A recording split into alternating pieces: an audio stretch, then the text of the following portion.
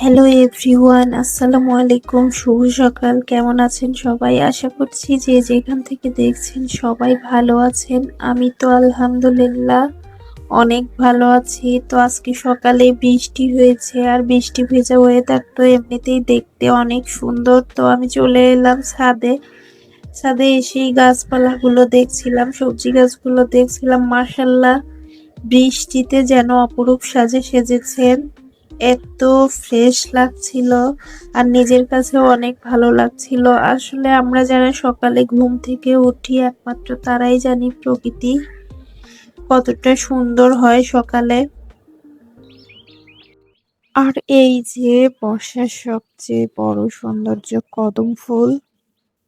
কদম ফুলের গাছ মাত্রই ফুল ফুটতেছে, কয়েকদিন পরে দেখতে মাশাআল্লাহ অনেক সুন্দর লাগবে। আর বৃষ্টির দিনে প্রকৃতি তো তার নিজস্ব রূপে সাজে, নতুন করে আবার তার রূপে ফিরে আসে। এটাই ছিল আমার আজকের ভিডিও।